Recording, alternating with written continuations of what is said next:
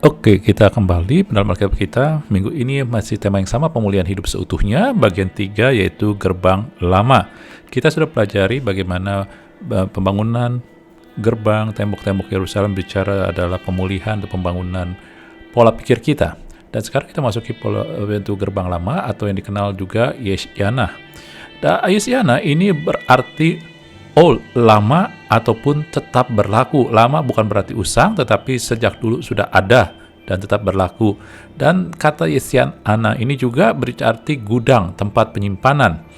Jadi Anda bisa melihat bahwa dalam firman Tuhan, Yesaya katakan bahwa firman Tuhanlah yang tetap untuk selama-lamanya. Yesaya 40 ayat 8 dan juga Mazmur 119 ayat 11, yang disimpan adalah janjimu, atau bahasa aslinya perkataanmu. Jadi, Yesyana ataupun gerbang lama berbicara tentang firman Tuhan, firman yang tertulis, logos, saudari. Ya. Nah, mari kita melihat bahwa firman ini berarti dari kata ini, Yesyana ini, Anda bisa melihat ya bahwa firman itu ketika adalah sesuatu yang kita baca, itu akan tersimpan di hati, di pikiran kita. Oleh sebab itu, ketika Anda baca firman, tidak ngerti, nggak apa-apa. Baca rutin, maka itu akan tersimpan di dalam hati kita, pikiran kita. Amin. Nah, oke, kita kembali ke sini. Dikatakan dalam Nehemia 3 ayat 6, dikatakan pintu gerbang ini diperbaiki oleh Yoyada bin Paseah dan Mesulam bin Besoja. Mereka memasang balok-balok, lalu memasang pintu-pintunya dengan pengancing dan palang-palangnya. Mereka lah yang memasang balok-baloknya, artinya tiang-tiang yang menegakkannya itu, yang menguatkan itu. Nah, kita lihat bahwa dari nama-nama ini kita bisa mendapatkan pewahyuan dari Tuhan, karena Tuhan ini adalah yang mengendalikan segala sesuatu, termasuk siapa yang Dia telah tetapkan, dan berikut dengan nama-namanya yang akan membangun atau memperbaiki, bukan membangun, memperbaiki tembok ini. Membicara pola pikir kita ya, berdasarkan firman Tuhan. Nah, oke, kita lihat makna dari kata-kata ini. Yoyada artinya adalah Allah mengetahui ataupun Allah mengenal. Ya, Pesaya berarti sangat bahagia, melompat bahagia. Anda kalau melompat bahagia artinya penuh kebahagiaannya, sukacitanya penuh. Mesulam itu bersekutu, teman. Dan Besoja itu artinya nasihat, tuntunan ataupun juga hikmat, saudara-saudari. Anda melihat keindahan ini, karena firman itu datang dari Tuhan, maka saya mau lihat begini cara saya melihat ya, bahwa fondasi dari firman Tuhan adalah pertama tentang Tuhan. Ketika Allah mengenal, itu bicara pikiran. Ya, Allah memiliki pikiran, Allah Dia tahu sekali, Dia mengenal sekali. Dan juga bicara pikiran, bicara rancangan, rencana. Amin. Kemudian kebahagiaan saya katakan adalah tujuan Tuhan adalah memberikan kebahagiaan. Kemudian kerinduan Tuhan adalah untuk bersekutu. Dan juga pemberian Tuhan adalah tuntunan, saudara-saudari. Tuntunan. Ya. Tuhan selalu memberi, dan pemberian itu adalah tuntunan.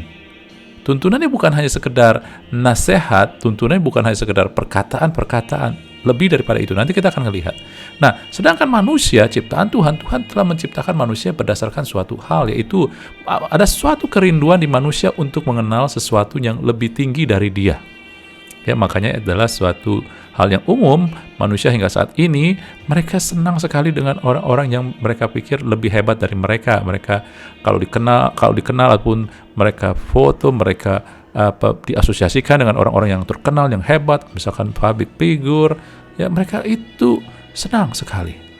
Ya, orang yang sangat berhasil, ya jabatannya tinggi. Nah, ini bukan suatu hal yang datang tiba-tiba. Memang Tuhan juga memang menaruh supaya kita mencari sesuatu yang lebih tinggi, lebih hebat dari kita, dan tujuannya adalah untuk kepada Tuhan.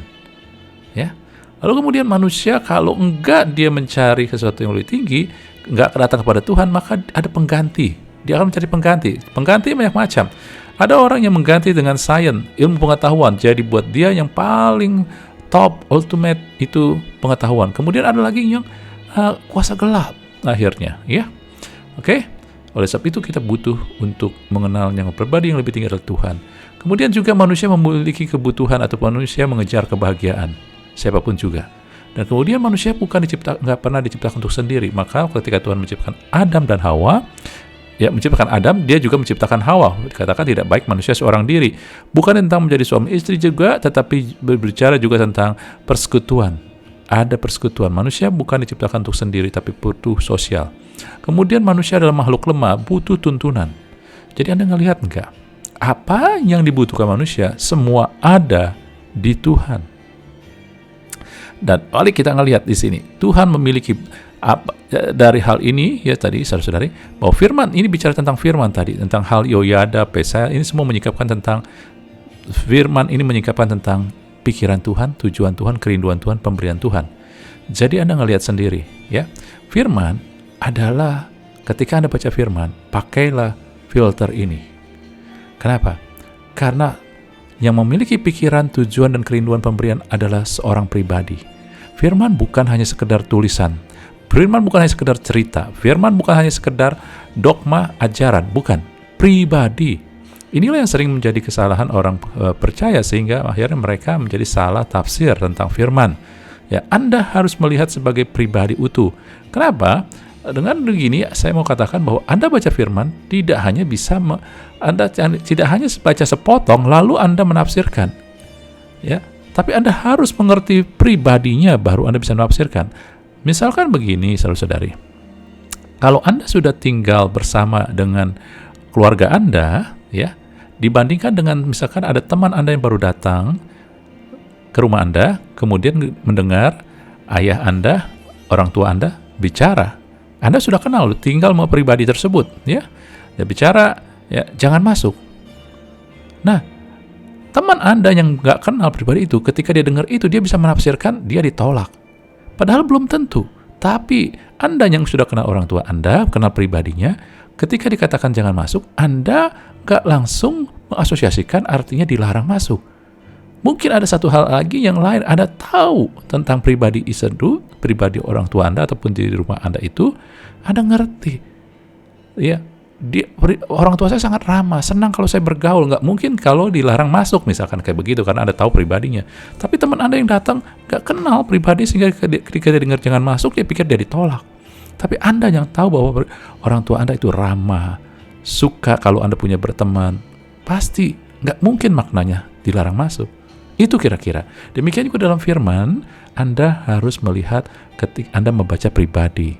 Sehingga suatu perkataan, Anda harus melihat konteksnya dari, bukan hanya konteks aja, tetapi pribadi yang menyampaikannya. Dan firman adalah penyampaian dari firman Tuhan. Oke? Ini dia. Nah, jadi kalau nanti Anda lebih jelasnya, ya silakan kita diskusi, Anda hubungin saya. Ya, jadi Anda ngelihat ini dia. Dan Anda ngelihat segala yang Tuhan punya dibutuhkan manusia. Oleh sebab kebutuhan manusia hanya bisa dipenuhi oleh Tuhan, saudara-saudari. Hanya Tuhan yang bisa memuaskan.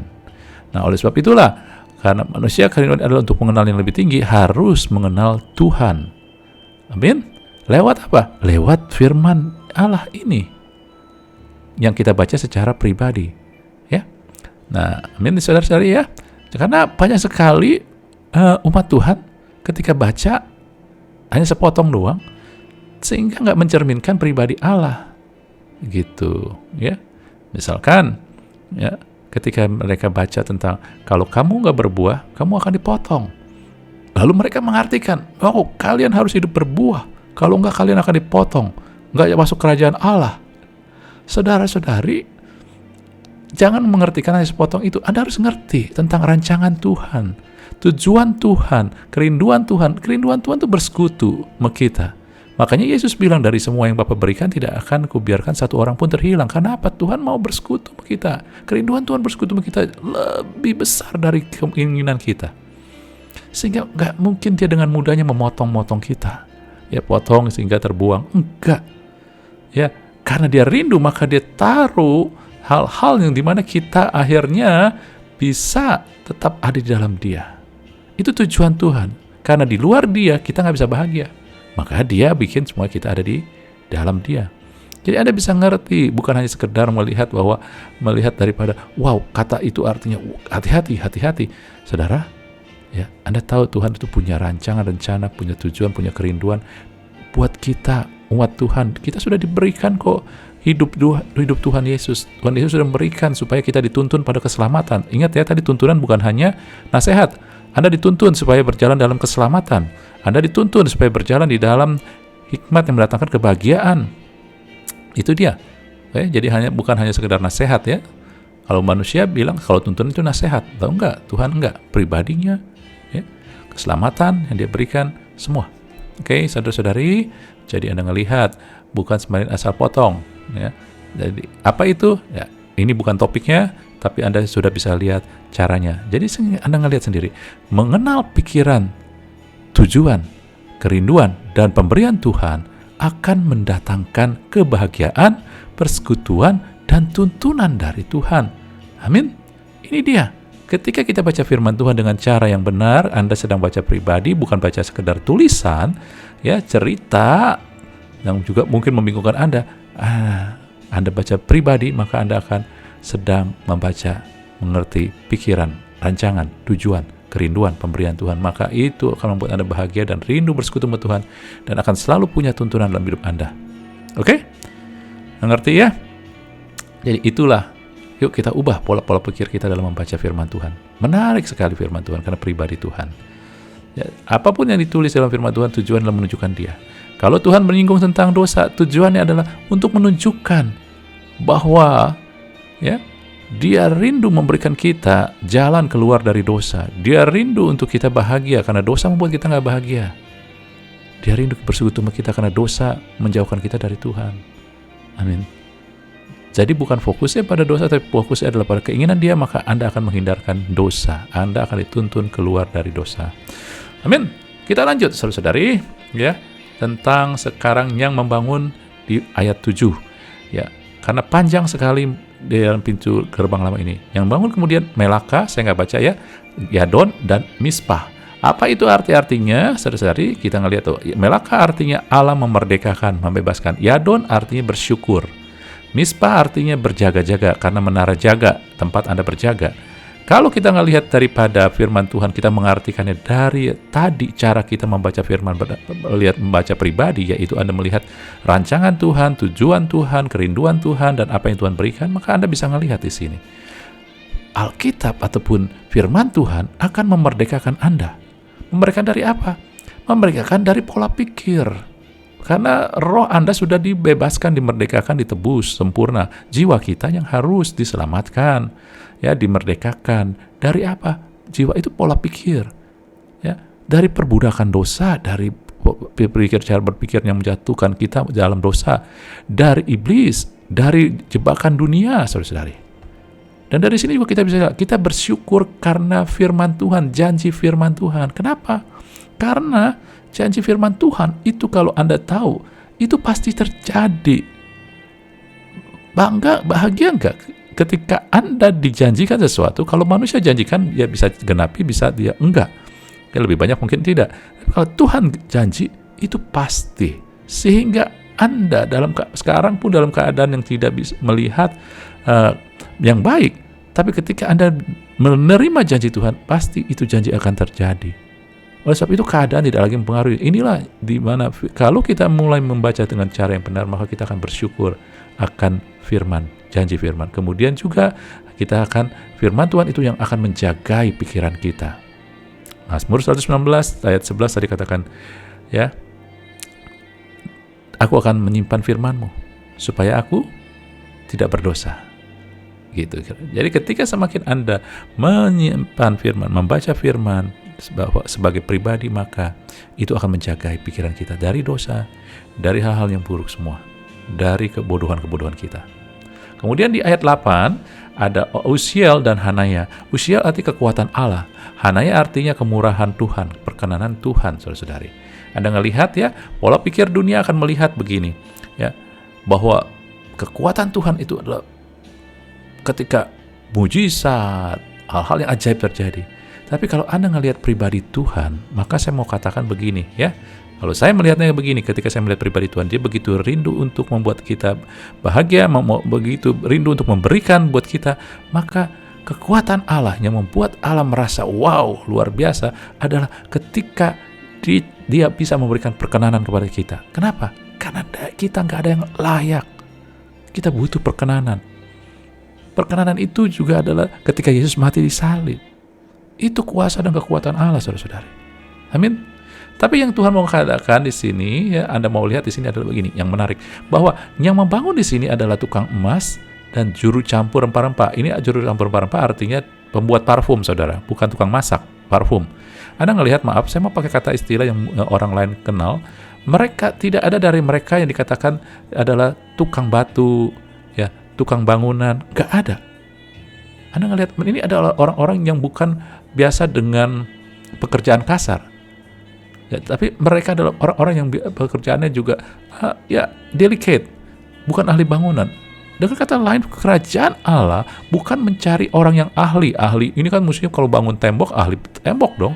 Ini nggak perlu. Pekerjaan Allah adalah mencari orang yang mau dan bersedia. Ya, istilahnya availability, not ability.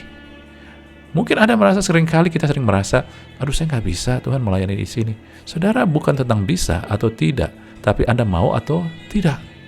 Ya, juga dalam baca firman, banyak orang, aduh saya nggak ada latar belakang teologi, aduh saya nggak ngerti. Saudara-saudari, bahkan ada orang sekarang bilang, saya kurang bagus bahasa Indonesia, saya kurang ngerti. Tidak masalah, bukan ability. Ya, Anda mau apa enggak? Kalau Anda mau, Anda harus bersedia menyediakan waktu, bersedia konsisten, maka Tuhan akan singkapkan. Amin. Di ayat 9 dan 10, kemudian ada Refaya, ya,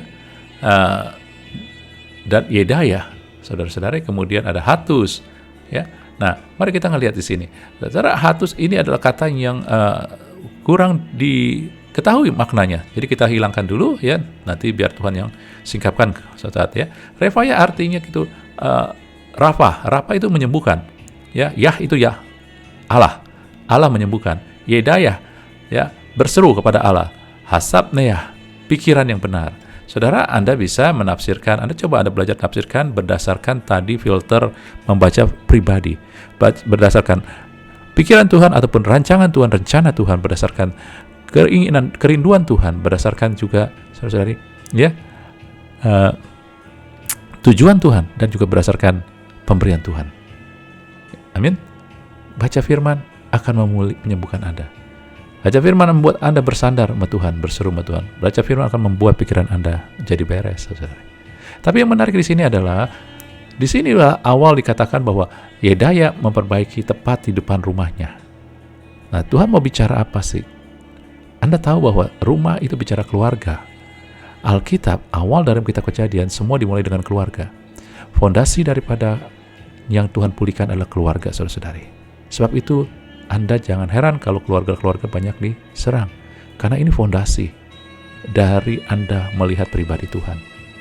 Banyak orang gak bisa melihat pribadi Allah sebagai Bapa karena di kehidupan keluarganya mereka memiliki Bapa yang gak sempurna, yang jahat. Sehingga mereka susah untuk melihat itu. Inilah, tapi sekarang kita akan melihat tentang bahwa Tuhan pegang kendali ataupun Tuhan punya fondasi buat keluarga. Ya, lewat orang-orang yang membangun di depan rumahnya. Oke, Yedaya arti berseru kepada Allah. Kemudian di ayat ya tepat di depan rumahnya. Kemudian di ayat di ayat 23, saudara-saudari, disebut Benyamin di depan rumahnya juga. Asaria juga sama di samping rumahnya, ya. Jadi arti kata dari Benyamin adalah anak tangan kanan. Asaria artinya adalah Tuhan menolong. Kemudian di ayat 29, ya, di situ dikatakan Sadok memperbaiki di depan rumahnya, ya. Nah, Sadok artinya adil ataupun berintegritas, saudari. Kemudian di ayat 30, ya, di situ ada Mesulam memperbaiki di depan biliknya. Bilik itu kamar, saudari. Ya, Mesulam artinya teman atau bersekutu, atau juga bisa berkata salam. Jadi damai, saudari. Ya, damai. Itu dia. Nah, saudara, apa yang Anda ngelihat di sini? Ya, ini semua adalah orang-orang yang membangun di dekat rumahnya. Ya, berbicara rumah tangga, saudara. Keluarga. Keluarga adalah buat Tuhan. Kalau Anda ngelihat di sini yang harus dibangun, ya, adalah cara Anda ngelihat. Keluarga adalah tempat perlindungan dan kekuatan. Perlindungan kita dan kekuatan kita hanya Tuhan. Ini bukan perlindungan secara fisik, kekuatan secara fisik. Ini bicara perlindungan kekuatan dari Tuhan. Sebab itulah di dalam keluarga kita harus memperkenalkan Tuhan. Anak-anak harus dikenalkan kepada Tuhan untuk perlindungan mereka dan kekuatan mereka. Kita pun juga sama. Bukan hanya anak-anak, kita juga. Jangan di tengah keluarga hanya yang terjadi adalah ya hal-hal yang dari dunia. Nonton, game. Tapi mulailah kenalkan Tuhan. Anda boleh nonton, tapi arahkan ke Tuhan. Nonton yang benar, saudara-saudari, ya. Kemudian juga rumah tangga adalah tempat berseru, artinya tempat berdoa. Keluarga adalah tempat Anda membiasakan berdoa. Adakanlah doa mesbah keluarga. Ya, Anda tahu mesbah keluarga itu adalah harus menjadi bagian. Ajak anak-anak. Ya, jangan merasa malu, nggak enak. Awalnya mungkin malu, nggak enak, canggung, tapi lama-lama akan jadi terbiasa, saudara-saudari. Ya, kita butuh keluar dari comfort zone, keluar dari hal yang kita bilang biasa-biasa. Lalu rumah adalah harus jadi tempat pertolongan dan membangun. Bukan menjadi tempat di mana Anda jadi ya seringkali dihakimin, seringkali dihukum, akhirnya bukan membangun, membuat hilang kepercayaan diri, dan akhirnya juga banyak anak-anak bukan mencari pertolongan di rumah ataupun di keluarga, tetapi dari teman ataupun juga mungkin dari obat-obatan. Kenapa? Karena keluarga telah dihancurkan oleh iblis, oleh dunia. Kita harus bangun ke hal yang begini, saudara. Ketika Anda baca firman dengan pola membaca pribadi Allah, maka keluarga kita akan dibangun. Keluarga kita akan dipulihkan. Percaya. Keluarga juga tempat memperlihatkan keadilan, melatih keadilan dan membentuk integritas. Integritas bukan ada dimulai dari tempat kerja ataupun juga di gereja, di pelayanan Anda, tapi di rumah tangga. Sehingga anak Anda, istri Anda, suami Anda, orang tua Anda, siapapun juga di rumah tangga, ya, pembantu Anda bisa melihat Anda tuh sama di rumah maupun di luaran. Itulah integritas. Kemudian juga adil juga sama. Keadilan di sini bukan secara fisik, tetapi saudara-saudari adalah halnya karakter kita. Ya, keadilan di sini adalah Anda bukan menjadi orang-orang yang menghakimi, tetapi memberi. Keadilan itu memberi, lebih pada memberi, saudara. Ya, keadilan, Anda memberi keadilan, keamanan, kenyamanan bahwa orang-orang yang berlaku benar ataupun keluarga-keluarga dihargai, diberikan keadilan, bukan hanya hukuman, tetapi Tuhan, Anda tahu kan Tuhan membuat Anda bahagia dan selalu memberi. Karena Anda memberi pengakuan, penghargaan kepada orang-orang yang ataupun di keluarga Anda yang dia berusaha, dia melakukan sesuatu yang bermanfaat. Amin. Dan kemudian ya, Anda ngelihat di sini, keluarga adalah tempat kebersamaan, bersekutu itu bersama dan kedamaian. Jadi Anda bukan hanya sekedar kegiatan fisik Anda bersama doang, kebersamaan juga melakukan bersama. Ketika Anda berdoa, doa bersama. Dan damai di sini ya bukan damai artinya nggak ribut, tetapi damai di sini kata lain dari damai ya benar, ada penerimaan, saudara. Damai itu juga shalom, itu artinya juga komplit itu penuh. Jadi ketika Anda mau menerima orang secara penuh, anggota keluarga Anda secara penuh, arti kekurangannya diterima, kelebihannya diterima. Inilah membuat damai. Banyak sekali orang-orang terpancing. Kalau kelebihannya, dia senang. Tetapi ketika anaknya punya kekurangan, pasangannya punya kekurangan, waduh, jadi bikin ribut kemana-mana, saudara. Bikin gak damai. Tapi biarlah di rumah tangga, di keluarga-keluarga, ada satu kedamaian. Kenapa? Karena semua orang tahu mereka diterima, baik kekurangan mereka maupun kelebihan mereka. Sehingga ketika Anda mau minta, yuk kita doa bersama. Karena ada di keluarga harus ada doa, kan ada kebersamaan. Jadi tiap-tiap orang berdoa. Dan semua orang berdoa mau. Kenapa? Karena mereka tahu doa mereka sejelek apapun juga tidak ditertawain. Mereka nggak usah malu. Kenapa? Mereka diterima apa adanya. Tuhan terima kita apa adanya. Doa kita pun juga diterima apa adanya. Amin. Yuk, inilah kita mulai berpikir dengan pola pikir yang baru, saudara-saudari. Amin.